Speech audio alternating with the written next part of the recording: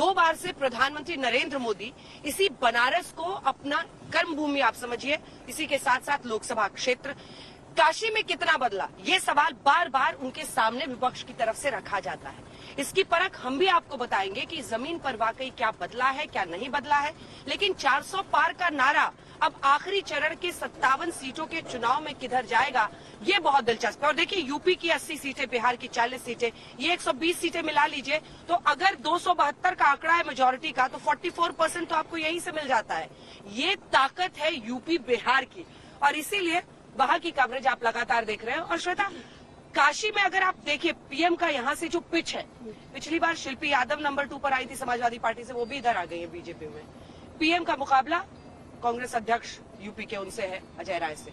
क्या समझ में आ रहा है, काशी ने आपसे क्या कहा है इतने दिनों में? अंजना, मैं तो क्योंकि जल थल वायु से हमने शुरुआत की थी, मैं जब यहाँ पर आई, करीब 8 गांव ऐसे हैं जो प्रधानमंत्री ने गोद लिए हैं। उन सभी गांव में जाने का मौका मिला। वहां पर देखा कि हर गांव में महिलाएं जो हैं वो सेटल हो चुकी है, यानी कि अपना घर चला रही है, पैसे देकर घर चला रही है, सुबह काम भी करती है, हार्ड वर्किंग होती है ज्यादा महिलाएं लेकिन सही बात है ना। और वो सब अब ऐसे में जिनको रोजगार मिला तो वो क्या कहेंगे, वो सब समझ में आ सकता है। लेकिन ऐसा नहीं है कि दूसरे पक्ष को वोट ही नहीं मिलता है। कल तो रैली बड़ी अच्छी हुई। हाँ, बहुत बढ़िया रैली हुई। और इनफैक्ट ये रैलियां, ऐसी रैलियां लगभग हर जगह हो रही हैं। आप अगर अखिलेश यादव और राहुल गांधी की ज्वाइंट रैलियों को देखेंगे तो उसका जोश इतना हाई है कि आपको देख करके लगेगा कि कहीं बड़े बदलाव की तरफ तो नहीं बढ़ रहे। लेकिन ऐसी रैलियां 2022 में भी हम लोगों ने देखी। ऐसा नहीं है कि इस तरह की रैलियां नहीं। और अखिलेश का जो अपना एक करिश्मा है, अपना स्पार्क है उनके अपने वोटर्स के बीच, वो बहुत ही ज्यादा है।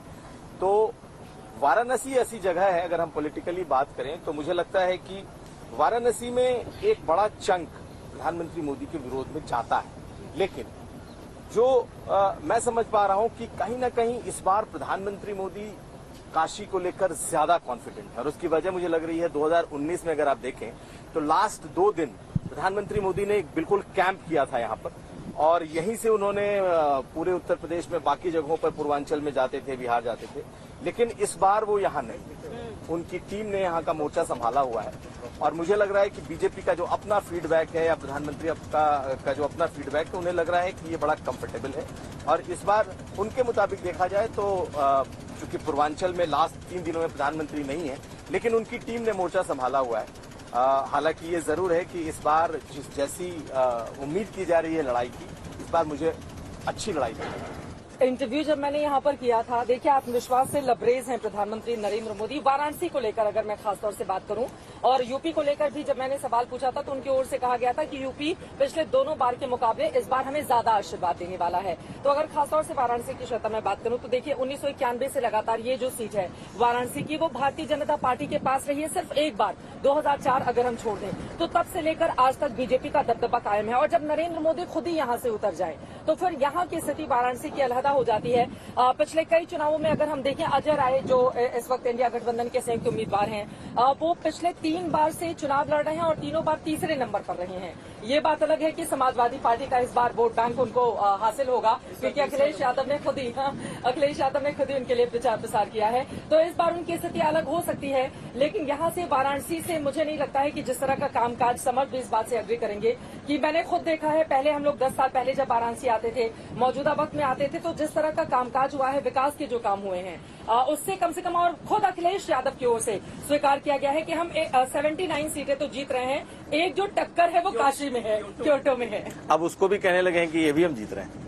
ये भी हम जीत जाएंगे। बिल्कुल, मैं अग्री करता हूँ चित्रा जी से, जिससे उन्होंने कहा कि एक सीट अखिलेश खुद मान रहे हैं कि बनारस में टक्कर है। अब भले उन्होंने बाद में बदलाव बयान अपना, लेकिन स्टार्टिंग से उनको भी पता है कि ये सीट तो है, सेफ सीट है। प्रधानमंत्री का नाम जहां पर आ रहा है, बनारस का नाम आ रहा है। जिस तरह से 2014 से आप देखिए जुड़ाव उनका रहा है, और केवल नाम का जुड़ाव नहीं कि प्रधानमंत्री यहाँ चुनाव लड़ गए, यहाँ का विकास, यहाँ के बनारसी लोगों से आप लोगों ने बात की है, वो बताते हैं बनारस ने विकास देखा है, सड़कों का चौड़ीकरण हो, साफ सफाई हो, घाटों की सफाई हो, बनारसी हो गया, तो कहीं ना कहीं उन्होंने साबित भी किया है। लेकिन अगर आप बात करें ओवरऑल यूपी की 80 सीट होगी तो अंडर करंट तो है। ये कहना कि अंडर करंट नहीं है, ऐसा नहीं कह सकते। कुछ सीट्स पर जरूर है ऐसा कि मुकाबला बहुत टक्कर का है बीजेपी और इंडिया अलायंस के बीच में। लेकिन मोटे तौर पर अगर यूपी की 80 सीट की बात करें तो बीजेपी को अच्छा खासा एज आज की डेट पर तो साफ मालूम पड़ता है। तो अब मुझे लगता है हम लोगों ने काशी की काफी बात कर ली है। यूपी की सीटों पर आते हैं।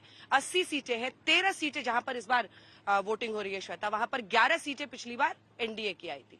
अब ये पूर्वांचल का पूरा इलाका मुझे लगता है सबसे बड़ा लिटमस टेस्ट होगा, क्योंकि कुछ लोग कहते हैं 60 सीटों पर अटकेगी, कुछ कहते हैं 70 पहुंचेगी। वो चाहते हैं कि हम 14-19 से भी बेहतर करें।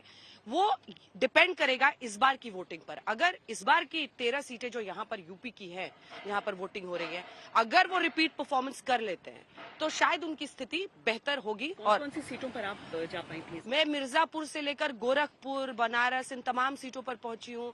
अब देखिए, मिर्जापुर अनुप्रिया, अच्छा ये भी बहुत दिलचस्प चीज आपने बोली, 3 पार्टियां जो जातीय आधार पर हैं, चाहे वो अपना दल हो, अपनी अनुप्रिया पटेल जो मिर्जापुर से लड़ रही हैं, संजय निषाद की पार्टी हो, ओपी राजभर की पार्टी हो, ये सारे कास्ट के आधार पर इनकी पार्टियां बनी हुई हैं। तो ऐसा नहीं है, बीजेपी सबका साथ सबका विकास की बात करती है, लेकिन कास्ट आधारित जो ये छोटी पार्टियां हैं, उनको साधना ऐसे तमाम इलाकों में, पूर्वांचल में उनको लग रहा है कि इसका फायदा होगा शायद। मैं उस दिन थी वहां पर, अभिषेक आप भी थे, जब अचानक अखिलेश ने वो किया ना डिसाइड कि मैं नामांकन करूंगा, और सही तरीके में अगर उसको देखें हम उनके नामांकन वाले दिन को, तो समर्थ आप भी थे शायद, और तो अचानक जो बीजेपी के फेवर में ऐसे चल रहा था, अचानक सड़कों पर सिर्फ और सिर्फ समाजवादी पार्टी के कार्यकर्ता, और उसका असर दूसरी सीटों पर पड़ता हुआ साफ साफ दिख रहा था। कन्नौज का जब जैसे ही अखिलेश ने अपना नामांकन दाखिल किया और उन्होंने कहा खेल कर दिया, एक सवाल है मेरे मन फंसा में, दिया। और वो ये है कि मैनपुरी गवा दी डिम्पल यादव ने,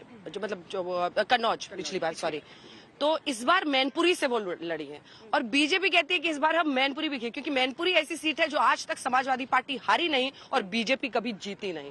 तो बीजेपी पूरी ताकत, मुझे लगता है कन्नौज से भी ज्यादा, क्योंकि कन्नौज शायद मुश्किल होगा अखिलेश के उतरने के बाद, वो पूरी ताकत मैनपुरी में इस बार लगा नहीं, बिल्कुल लगा रहे हैं। और आप देखेंगे तो 2019 में जब मैनपुरी का चुनाव हो रहा था, उस वक्त मुलायम सिंह यादव कैंडिडेट थे और सपा और बसपा एक साथ लड़ रहे थे, और उस वक्त आप देखेंगे तो मुलायम सिंह जैसा बड़ा पॉलिटिशियन अगर 90-92 हजार वोटों से जीतता है, तो ऐसा नहीं था कि मैनपुरी में पोटेंशियल नहीं था। अगर आप मैनपुरी की बात करेंगे तो वो अगर आप जिस समीकरण से अखिलेश यादव या समाजवादी पार्टी जीतती है, वो मैनपुरी का नहीं है। लेकिन जिस तरीके से उन्होंने उस पूरे यादव लैंड को गढ़ा है, हम लोग यादव लैंड कहते हैं उसको, क्योंकि मुलायम सिंह यादव का वो इलाका है, और उस लिहाज से अगर देखेंगे तो मैनपुरी उनका गढ़ बन चुका है, इसमें कोई दो राय नहीं है। और मैनपुरी बीजेपी का जीत लेना, ये अपने आप में मुझे लगता है कि इस वक्त भी इम्पॉसिबल सा मुझे दिखाई देता है। मैं ये नहीं कहूंगा कि एकदम से असंभव है, लेकिन लड़ाई बहुत अच्छी हुई है इस बार। कन्नौज को लेकर बताइए, सुब्रत पाठक क्या करने वाले हैं? बड़े मतलब इत्र के वो व्यापारी भी हैं, तो इत्र उनके खुशबू बढ़ाएगा चुनाव में, नहीं बढ़ाएगा? देखिए, कन्नौज इतने ज्यादा लग जाए तो बहुत हेडेक भी होने लगता है। देखिए, कन्नौज जहां तक मैं समझ पा रहा हूं, कन्नौज में जब तक अखिलेश यादव नहीं उतरे थे तब तक ये मानकर चल रहे थे कि ये बीजेपी की सीट निकल जाएगी। लेकिन जैसे ही अखिलेश यादव की एंट्री होती है, उसके बाद ये सीट एक तरफ झुकती हुई दिखाई दी, और वो सीट अखिलेश की तरफ झुक रही है, इसमें कोई डाउट नहीं है। लेकिन बीजेपी लेकिन जब हम ये बातें कहते हैं कि ये सीट भी टाइट है, ये सीट भी फंसी, अगर आप किसी सीट को 2 लाख, 2.5 लाख, 3 लाख से जीत रहे हो, तब तो एक बात होती है। अभिषेक, इस बार मेरा तो आकलन है कि जो जीत का जो मार्जिन था, चाहे किसी भी पार्टी का कोई भी जीता हो, इस बार मार्जिन उतना नहीं दिख रहा है। लेकिन श्वेता, इसमें आपको फिर देखना पड़ेगा, टाइट मुकाबला उसी अगर जैसे लोग कहते हैं कि बहुत टाइट मुकाबला है, बहुत ज्यादा क्लोज है, और इस बार सपा और कांग्रेस का गठबंधन बहुत अच्छा कर रहा है, तो एक सवाल इसमें उठता है ये कि अगर ये दोनों पार्टियां बहुत अच्छी कर रही हैं, तो कम से कम इनकी जो गढ़ की सीटें हैं वो क्लोज नहीं होनी चाहिए। बिल्कुल बिल्कुल। लेकिन समर्थ, आपने समाजवादी पार्टी को बहुत क्लोज से कवर किया है, आपने लगातार दोनों के इंटरव्यूज भी किए, चाहे वो डिम्पल यादव जी हो या अखिलेश यादव जी। देखिए, मैं वापस वो सवाल आपसे पूछना चाह रही हूँ, क्या अंदर खाने उनमें भी ये एहसास है कि मैनपुरी को इस बार बीजेपी 2019 का अमेठी बनाना चाहते हैं?